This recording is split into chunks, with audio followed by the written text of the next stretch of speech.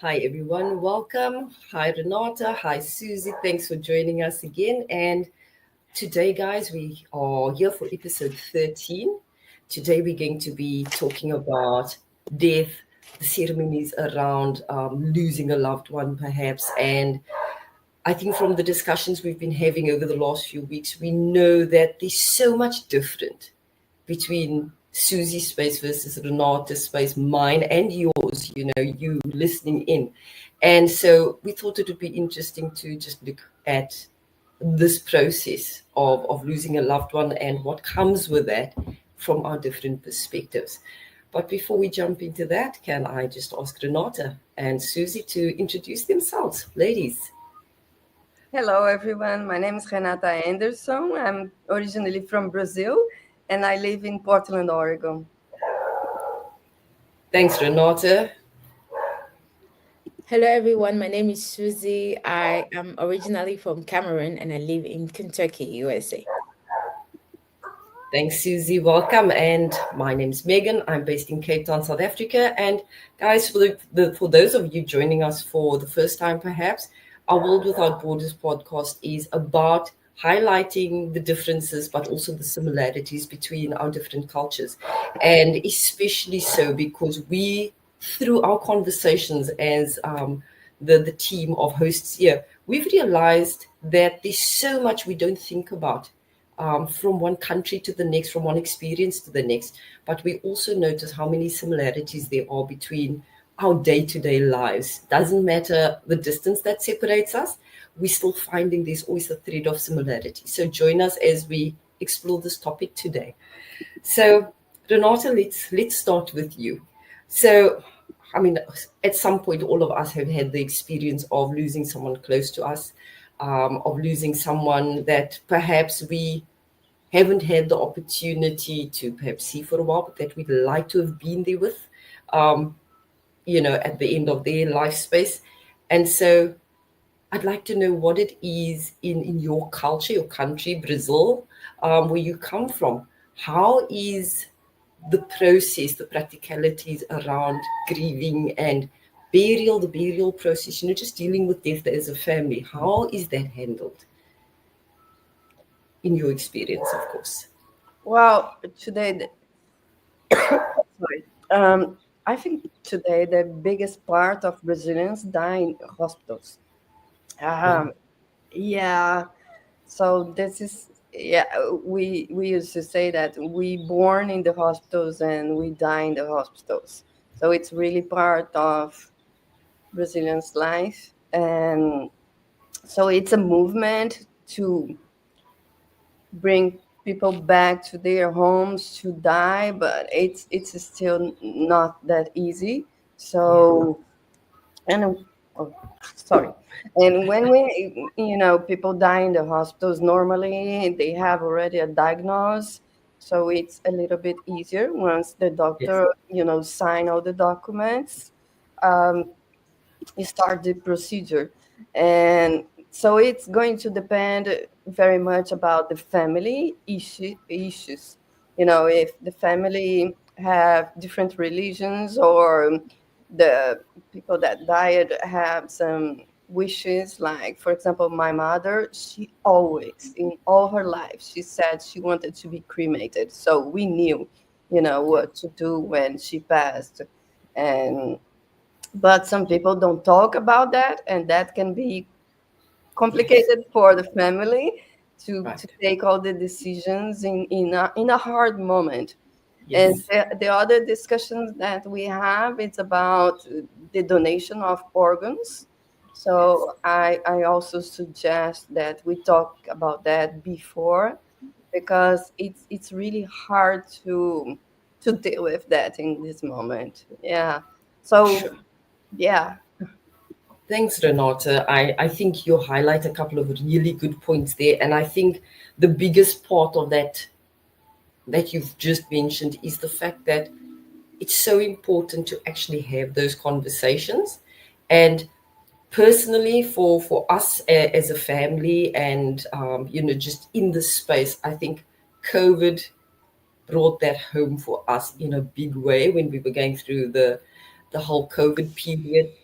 because we lost a few family members during and just very close to that period.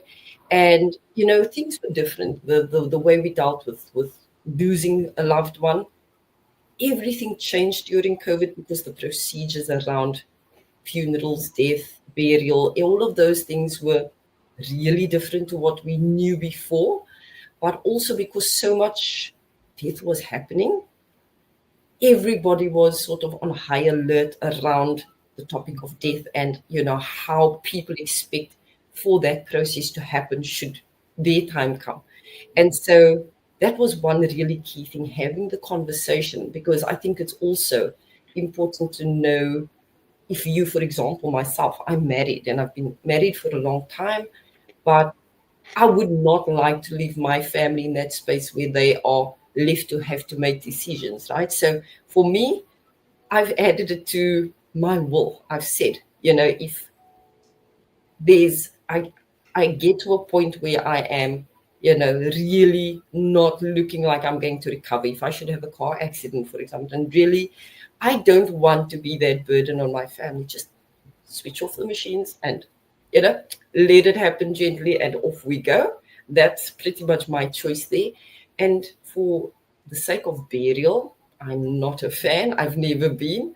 I've got or always had a phobia of coffins and funerals, and I've just never liked that space. And it's taken me a long time to get to the point. I think maturity comes into the picture as well, but to actually look at things practically and go, I need to do this. I need to look at these things because my Okay. family needs me to put things in place so that it's not harder on them when something happens and needs to be done about it, right?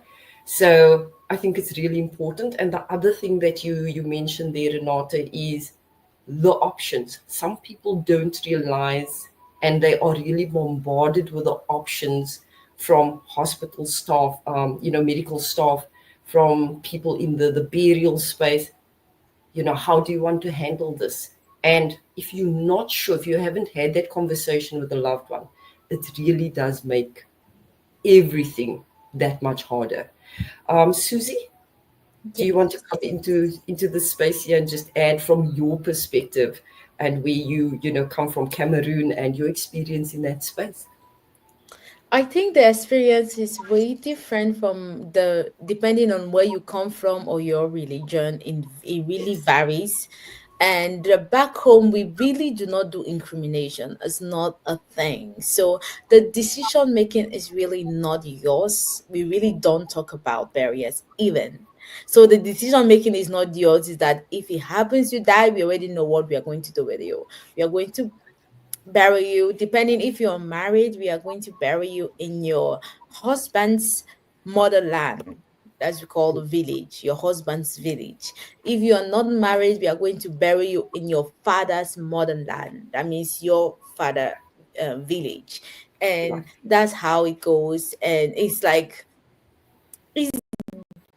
and if you are like, for example, different religion, if you're a Muslim, they bury you immediately the day you die. They bury you, and it's good. Yes. But for us, it's very there's a long period. There's a lot of things happening between your burial and the day you die. Like the day you die is like an announcement when they tell you, and Right. then we have this whole process. I think we'll talk about it later in the questions Yes. coming ahead.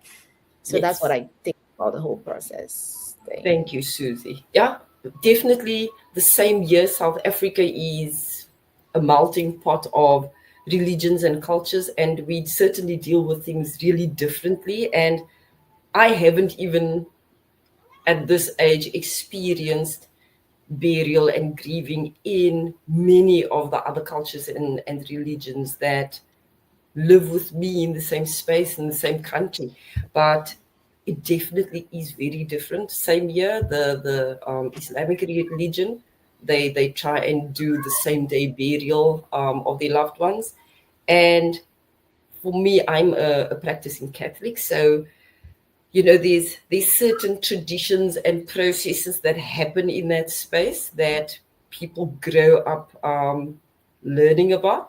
But I think these days I'm seeing a bigger shift towards people pre-COVID. um, emptying how that process will happen for them. So, for example, I've put down in my will, I would like to donate organs. I'd love to be cremated rather than buried, and scatter my ashes in the ocean, because that's my happy place in any case. But I cannot bear the fact that somebody's going to put me in a box and bury me. Right? That just never featured in the way I saw things going down for myself. So we've had that conversation, and that's pretty much out there. And I think it just gives the people left behind so much more time to actually grieve and manage that time and that period better than just leaving it all up in the air. So, Renata, I want to ask you as well.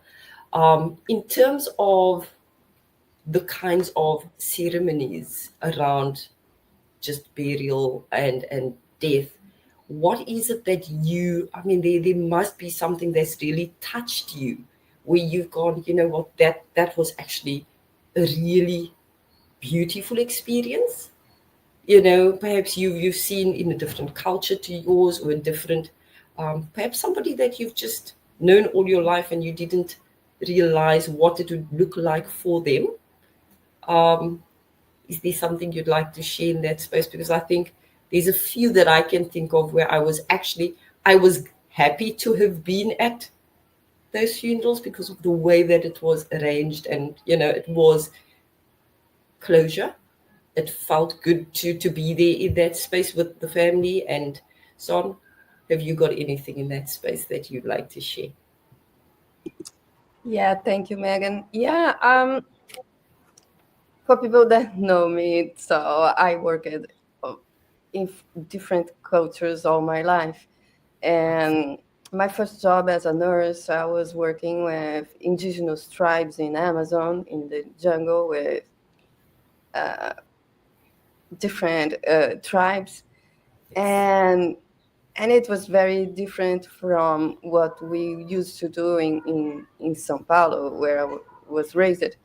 And so it's very interesting when I saw that some indigenous communities, they take everything from the deaf person and put everything in a canoe and put a fire in this canoe with all the belongs inside, like the hammock, every belong from this person in the canoe, and put a fire and in the river. So and it goes. And so I thought that was so interesting. So unfortunately in my culture we see that a lot of families get destroyed after someone passed because they fight for their belongs, for properties and things like that. And indigenous, like, once I go, everything I have goes with me. So Right. I thought that was a very interesting point of view, that I was like, okay, so I was always fascinated by culture, that that's not just one way to live life. There's Yes. so many ways to live life. Right. And so we always learn from those experiences. And in my personal experience, I have some loss in my life, and they were all different in different ways, because people are different and they have different wishes. So, and the circumstance also is different. So yeah. Yes. Yeah. Oh, I love what you've just shared. I mean, I remember watching some kind of movie years ago where I saw a burial like that taking place, right? And to me, that's like peace. That is really, for me, ideal. That's how I would see it. It's not part of my religion, but that would typically be what I would say. Yes, I would do that in a heartbeat. I would want that, right? And I think, again, with maturity, I think you come to realize that you're different. You cope with it in different stages of your life in a very different way. but then obviously also depending on who the person was and your relationship with them, etc. You tend to manage things differently, and I think that's where we want to encourage people to think about it, because it can be a process that doesn't have to be as painful as it sometimes becomes, because of the fact that you have to make those hard decisions that Renata just mentioned a bit earlier. Suzy, do you want to step in here and just add to that conversation? If you had a choice, is there a way that you would prefer to see yourself going off to the next life, um, rather than the traditional way that your family has laid out? Yes. If I had the opportunity to choose, I would highly choose to be incriminated and to be not throw some of me in the sea, but keep some of me with you. Would you like to have like that for my mom? She'll be devastated. I can't even think about it. Like having that little chain with your arches Yes. that you can keep with you, like things Yes. like that to the loved ones, but just throw the Yeah. rest in the sea. Give my organs to people. Like me personally, uh I don't want to I hate that I also hate the idea of being buried somewhere in Yeah. that, but I just want to be gone and gone. I think even the grieving is different when you're gone and gone and the artist Yeah. is gone. You know she's out there getting better. And she's out there doing what she was called to do, like she's gone with the Lord and all this. But when you have her buried somewhere, I don't know, for me the idea is that each time I go maybe to the tomb of the person, my heart is the pain come back again. I'm like, I know you're here right now. You can't do what I do. You're just wrapped in that space Yes. and box. But it's different according to tradition. So you can't really go against tradition. You have to do it the way Yes. you don't even have that choice. Even if you write a will, they'll not read it. And Yes. so you Yes. have to do it the way they want to do it. But anything that makes my family happy, I think, goes with them. After Yeah. all, they are the one grieving, so they should do what makes them Yeah. less painful. Yeah. Thank you, Suzy. And you know what? I know this topic is really important and it's really serious, but I had such a phobia growing up. So I'll tell you this little story. I used to walk to and from school, and my schools were sort of on the other end of the little village that we grew up on. So I walked for about 20 to 25 minutes from whichever school I was at back home. And there were multiple churches on the route between my school and my home. And so my phobia was so big that if I came around a certain corner and I saw one of the churches, one of the first churches with lots of people and lots of cars, I would reroute and go home in a different direction, because I knew there was a funeral happening, and just it freaked me out completely to have to walk past that hearse and all of that stuff. I couldn't do it as a child. And I know that comes from like a traumatic happening when I was much younger. And it took me most of my adult life to get past that. It's just something I couldn't do. My friends knew. They were walking home with me and there were lots of cars at that church. I would turn around and go another route home, right? And everybody comes into that space of having to deal with death and loss in their space differently. But I always joke, I always say to my husband, you can do anything. Just please don't die at home, because then it means I'm going to have to sell our house, right? That's what I always, and we joke about it because he knows that I've got this phobia thing going on with me. So I can now joke about it. And before, it was really a big thing in my world. And when Renata mentioned earlier about people in Sao Paulo really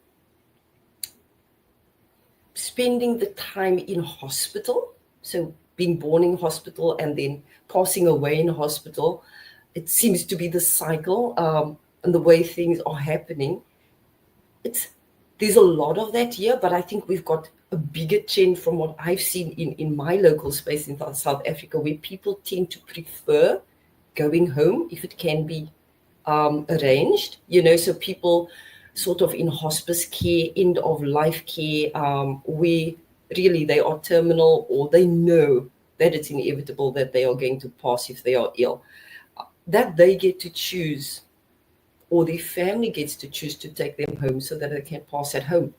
And a lot more people are opting for that because it just feels like, right, you're in a space of love rather than just in a hospital somewhere.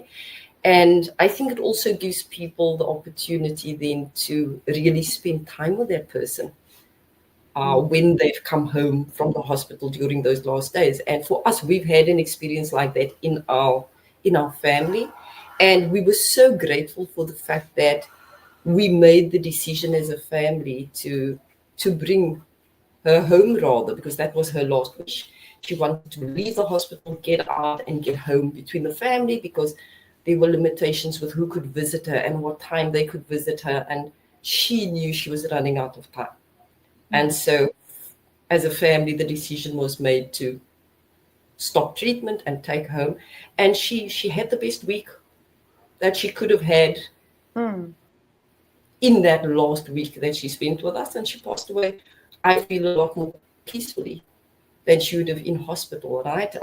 Still being prodded and pricked and tests done and everything else. So for us, that offered us a lot of, or me in particular, a lot of closure around her passing, and the fact that we got to spend that time with her freely. So I think it really comes from a place of what that person wants and needs and what the family wants and needs in that time. And it's very difficult. I know there are many circumstances where there's conflicts of those situations, the interest and what different people want in this space. And Suzy mentioned this, I think, earlier, where, people are fighting about things, and it was Renata, just fighting about possessions and fighting about how things have to happen. And that's why I think it's really, really important to have the conversations early. And besides that, I'm a realist. So for me, it's about knowing. I'm a very practical person. So it's like, I don't want to be stuck in that space where I don't know what to do and what you want. So I prefer knowing, as heartbreaking for some people as it is having the conversation early on. I prefer knowing upfront how to deal with these things, and then, it can happen, and it will happen as far as I can say. Suzy, you want to Yes, jump I in? do agree with you on that, knowing, at the end of it all is your life and what you decide to do with you. And so, like, the real thing is very important. Like, my dad told us that if I'm dying now, this is where I want to be buried. Anyway, I have my tomb already ready. This is where I want to be buried. This is what I want you to do, my Yes. burial. This is what I don't want to see. Offset, Yeah. he's living his life, but he already told us ahead of time. So when it comes to Anna, we don't have to think, oh, what do I have to buy this? Whether he says everything's ready, Yes. just put me and go and put me there, and I'm good. There we go. That's There exactly we where I want to be, nowhere else. So go. that Yes. you still have that choice, of like choosing, but it comes way later in your life. Like, but if you Yes. die young, they choose for you. But if you die later in your life, you're like, this is what I built my house. I want to be buried right Yes. there in this Right. space and that space, and exactly, and they just do that. I think having that opportunity to preparedness, I think is very hard, but it's also very something we should be thinking of a little bit. Right. Mm-hmm. Yes. Thank you, Suzy, for that. And that's a question, Renata, before I come over to you. That's a question I was just going to highlight. I think, is it a space where we're in now with life as it is, and, just everything that's going on in our world? Don't you think that it's something that we should prioritize? And I'm talking prioritize to the level where, for example, my daughter is 16 years old. She knows what I want. When I die, that's what I want. Because I don't want that responsibility, that decision making to fall on everyone else, right? But do you think that things are moving in that way, where it is just becoming the thing to do? Or do you think it should be the thing to do? Were we encouraging our families to be speaking about these things as early as it makes sense to do? You know, obviously with very young kids, it's not feasible to do and not advisable. But as soon as they are of an age where they can actually understand, life and how things happen, to sit down and have those conversations. I think personally, I think that it's okay. It's okay right now in this generation we are entering in, because before we were experiencing long lifetime, people that can live to 90 years, 80 years, and like 100 years, and we didn't even have to care about that till like 60, Right, 70 before even saying, okay, I'm old enough. I'm seeing that I can die anytime, so this is what I right, planned.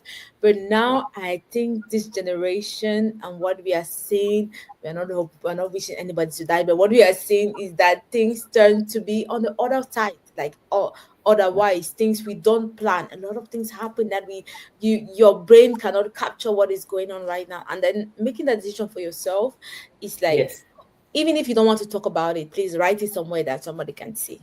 Ah, right, And that making that for yourself, you're like, okay, it gives you a certain assurance. Even when something happens, that if something happens to me, this is exactly where I'm going to end, and that yes, space and that place. And there is no unknown. They're not going to throw me in the sea or in the bush or anything. They are going to do exactly what I want to do. Put me in that safe space. Maybe you love a specific place, and you tell them, okay, if I die, put that picture of that place on my tomb, so that I just in case yes, you will not see it, but in your head, you're like, just the fact that I'm in that short space, even in yes. my death, I am going to be at peace. So it brings you that peaceful moment. That's what I think. Right. Love that, Susie. Renata, your thoughts? well, I have so many thoughts about that. It's a huge topic, because I thinking about my experience, like I lost my husband and my father suddenly. My father was in an accident, and my husband too. And I never talked about that with my husband. And so Yes, I didn't know if he want and it was another culture because my husband was American and I was in the US, and I was completely lost in that moment because I was in shock with his death. And it was a lot of procedures very new for me and a lot of big decisions, like he never say anything that he wanted to be cremated or buried or the donation of organs. In the end, I donated his organs because I was the wife, I was the responsible, but I didn't know if that was his issue. uh, and my mother, she have COVID, and in that time that you have COVID and you go to the hospital and you get in coma, so we didn't have any time to talk yes, about anything, and it was pretty hard. So I don't know. I think we even difficult conversations we cannot avoid because it's part of life, and as we train to talk about this it get easier, but if we never talk about that, of course the first time is going to be difficult. So right. I think dialogue, it's the answer for a lot of questions, Yes, you know. And yes, as Susie said in the beginning, if it's so hard to talk with your family, write a letter, So that can be very helpful in a stressful moment like that. for sure. For sure. Renata, thank you. I think on that note, with that really sage advice, I think it's time to close off this podcast. But thank you very much, ladies, for contributing so honestly and so openly into the conversation. And to all of those joining us watching the podcast, add your feedback, your comments, engage. Please subscribe to our channel. We'd love to hear your thoughts on all our past episodes, as well as this one and all those to come. So we look forward to starting conversations with you. Thank you, ladies. Go Thank well. Bye. you. We're crossing oceans, crossing skies, lifting each other as we rise. No more limits, no more walls. Together we answer the world's calls. World without borders, we are free, telling the stories of humanity. No more divide, we stand as one. Together, together, our journey's begun.